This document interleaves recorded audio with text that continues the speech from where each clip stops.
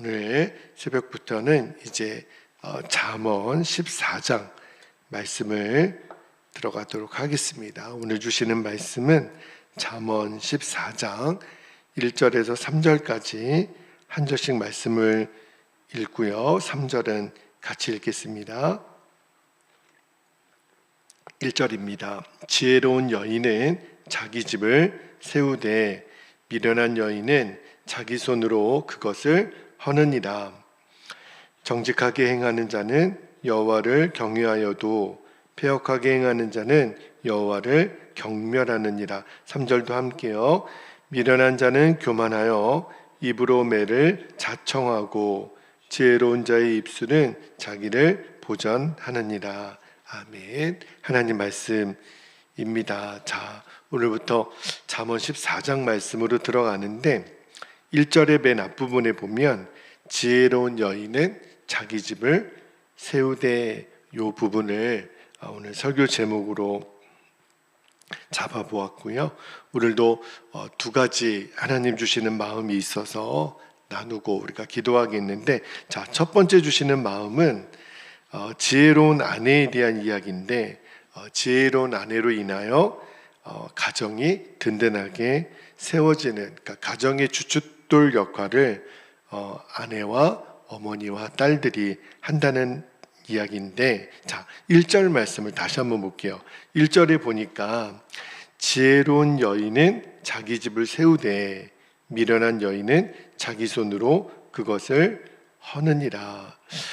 예나 지금이나 우리 교회에 성도의 구성을 보면 여자 성도님들이 남자 성도님들보다 훨씬 많습니다.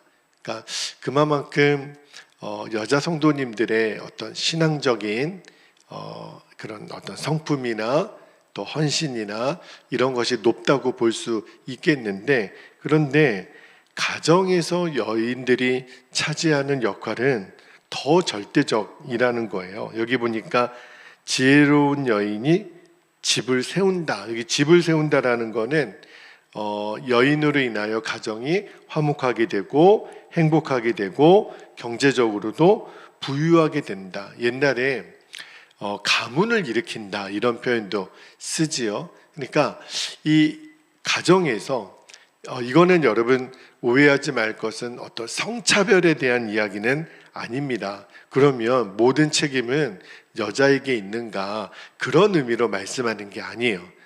그러니까 어머니나 딸이나 며느리나 또 아내나 가정에서 그 여자가 차지하는, 특히 이제 유대인의 사회는 모계 사회라고 여러 번 말씀을 드렸죠. 그러니까 어머니가 유대인이어야 유대인들은 유대인인 거예요. 만약에 어머니가 왜 이방인 다른 나라 사람이면 아버지가 유대인이어도 유대인은 유대인이 아닙니다. 그러니까 철저하게 모계 중심의 사회이기 때문에 잠언을 보면 남편이나 아버지의 역할보다는 어머니와 여인의 역할에 대해서 굉장히 강조를 많이 하죠. 근데 오늘 1절 후반절에 보면 미련한 여인은, 그러니까 이 미련하다라고 하는 거는 게으르고 부도덕하고 또 이기적인 성품을 말하는 거죠. 그러니까 그런 여인으로 인해서 자기 손으로 가정을 허문다는 거예요. 그러니까 이 이야기는 이제 아내의 역할, 딸의 역할, 며느리의 역할, 집안에서 여인이 가지고 있는 역할이 굉장히 중요하다 말씀을 드리는 건데, 지난번에도 한번 제가 예를 들었죠. 이렇게 가정을 세우는 역할로서의 그 여인의 대명사로 아비가일 이야기를 드렸어요. 나발의 아내였지만 그 나발이 다윗의 호의를 무시하고 경멸하고, 그리고 호의를 거절해서 자칫 잘못하면 다윗으로부터 나발이 죽임을 당할 수 있는 위기에 그 아비가일이 다윗을 막아서죠. 그러셔서는 안 됩니다.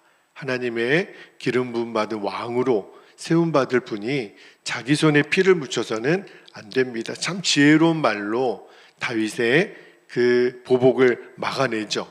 그래서 가정을 지켰던 굉장히 유명한 예화이고요. 또 자기 손으로 가정을 허무는 여인의 대명사는 그 아합의 아내였던 이세벨입니다. 이세벨은요 정말 악의 화신이에요. 본인 자체도 악한 사람이지만 그 남편인 아합을 너무너무 어리석게 아주 패역하게 만들었던, 그러니까 사실은 뒤에서 아합을 조종했던 사람이 이세벨이에요. 그래서 아합으로 하여금 계속 하나님이 싫어하는 일만 하게 만들었던, 결국 어떻게 됐냐면 이 아합의 가문이 완전히 하나님의 심판으로 살육을 당하죠. 이세벨은 어떻게 죽었나요?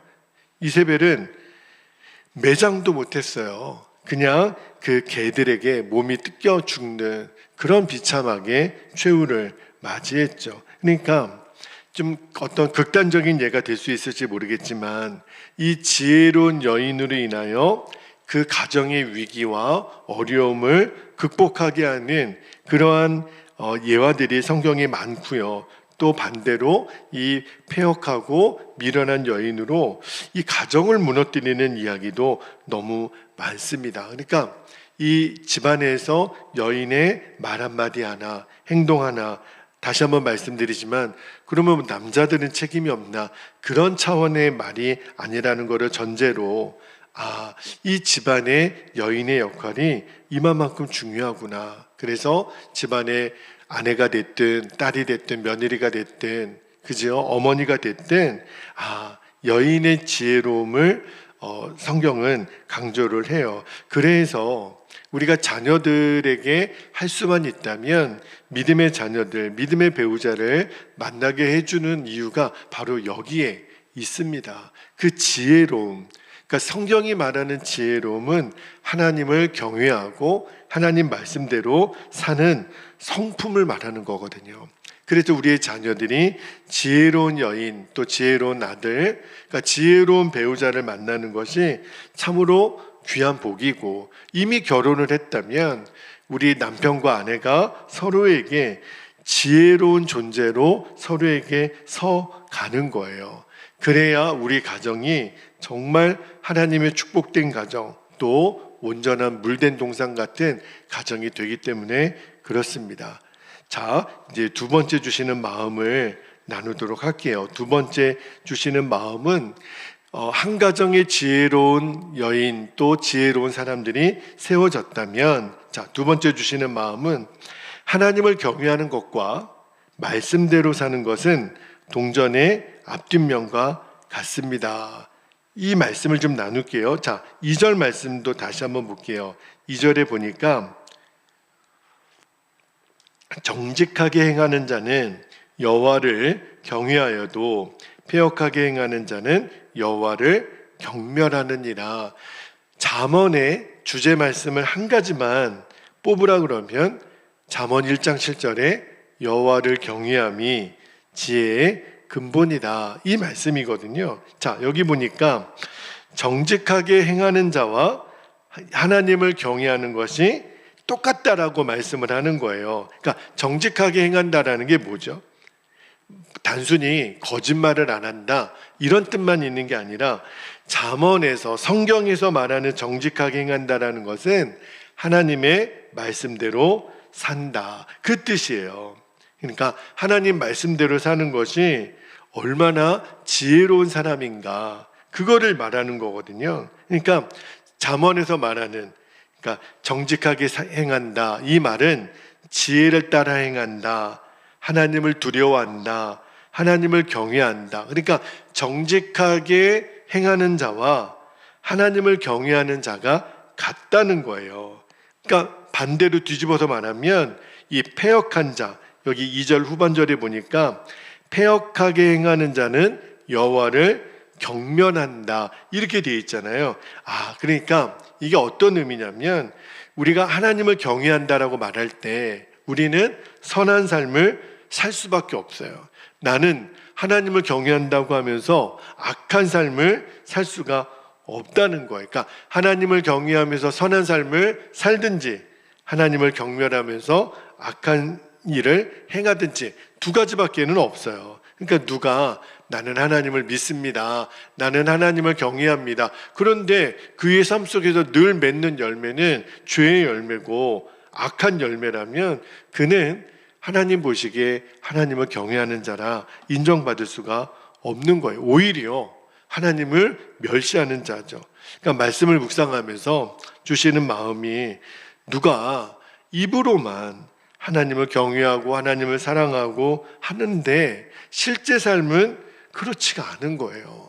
실제 삶에는 늘 죄짓고 말과 행동으로 하나님을 아프게 하고 그러면 정말 그가 하나님을 경외하는 자일까? 아니라는 거예요. 그리고 정말 믿음으로 구원을 받으니까 행하는 거는 대충 해도 된다. 아니에요. 절대 성경은 그렇게 말하지 않아요. 믿음으로 구원을 받죠. 그러나 내 삶은 엉망이어도 된다? 그렇지가 않습니다. 여러분, 구원을 받았다면 구원받은 자의 삶은 열매로 나타나는 거예요. 그래서 야고보서 2장 18절에 보면 이렇게 말씀하죠. 자, 야고보서 2장 18절에 어떤 사람은 말하기를 너는 믿음이 있고 나는 행함이 있으니 행함이 없는 너의 믿음을 내게 보이라. 나는 행함으로 내 믿음을 내게 보이리라 하리라. 이게 무슨 말이냐면 우리가 하나님을 경외한다면 말과 행동이 언제나 같이 가는 거예요. 내가 하나님을 경외한다라고 말했다면 내 삶의 행동이 하나님 경외하는 삶의 열매가 나타난다라는 거죠. 그 열매로 내가 하나님을 경외함을 증명하는 거예요. 여러분, 교회에서 우리가 주일에만 또는 예배 드릴 때만 내가 거룩한 척, 나는 정말 하나님을 잘 믿는 척, 그것으로 끝나서는 안 됩니다. 아무도 나를 보는 이 없을 때, 그때 내가 진짜 나거든요. 내가 집에 혼자 있을 때, 또 어떤 일을 할 때, 어딘가를 혼자 가 있을 때, 그때가 진짜 나의 믿음이 드러나는 거예요. 입으로는 내가 하나님 백성이라 하나님 경외한다 하는데 세상에 그냥 밖에 나가서는 거짓말하고 다른 사람들을 어렵게 만들고 나만 경제적인 이득을 취하려고 하는 사람들 너무너무 많습니다. 그 감투 자리에 앉아보려고, 권력을 잡아보려고.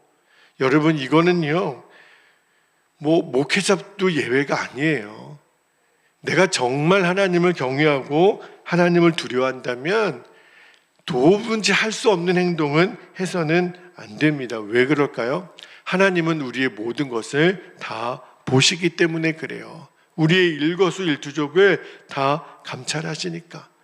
하나님이 말만 그럴듯하고 삶을 엉망으로 사는 사람을 어떻게 하나님 백성으로 인정하시겠어요?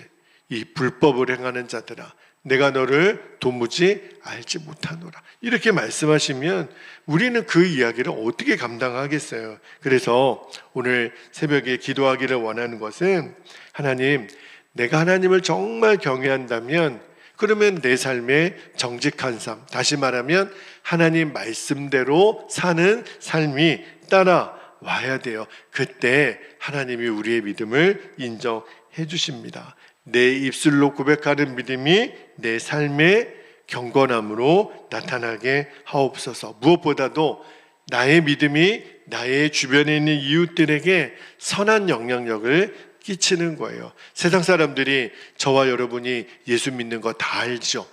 저 같은 경우는 목회자인 거를 대부분 다 알죠.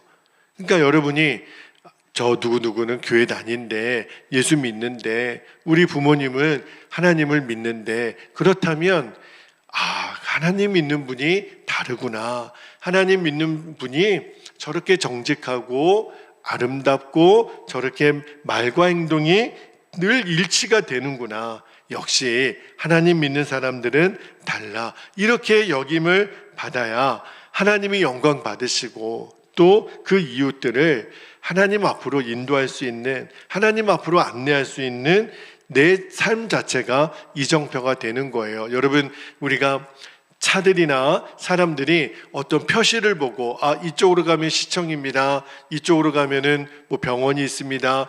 여기 익산 경찰서가 있습니다. 표시가 있잖아요. 그러니까 우리의 삶 자체가 저를 보시면 하나님 앞으로 나아가실 수 있는 저와 여러분이 그 이정표가 되기를 축복합니다. 그러려면 정직히 행하는 자와 하나님을 경외하는 자가 같은 말이에요. 우리는 늘 하나님 말씀대로 사는 그러한 역할을 잘 감당하면 하나님이 우리를 그렇게 쓰실 줄로 믿습니다. 자, 이제 우리 함께 기도하겠습니다. 오늘도 주신 두 가지 마음을 기도 제목으로 이렇게 우리가 붙잡고 기도하기를 원합니다. 첫 번째로는 믿음의 가정을 든든히 세우는 지혜로운 아내, 지혜로운 어미, 또 지혜로운 딸과 며느리로 서게 하옵소서. 이것은 여자만 그래야 된다는 이야기가 아니에요. 우리 모두가 지혜로운 자로 서는 거예요. 두 번째는 하나님을 경외하면서 선한 삶을 살지 않을 수가 없는 거예요. 또 악을 행하면서 여호와를 경외할 수는 없습니다. 이거를 명심하는 거예요. 그러니까 내가 하나님을 경외한다면 그러면 그 삶이 선하고 말씀대로 사는 거예요. 이것을 명심하고 주여 오늘도 내가 많은 사람들의 하나님께로 인도하는 이정표의 삶을 살게 하옵소서. 그렇게 우리가 기도할 수 있기를 축복합니다. 주신 말씀과 기도 제목을 붙잡고 주님의 이름을 간절히 부르시고 통성으로 기도하겠습니다. 주여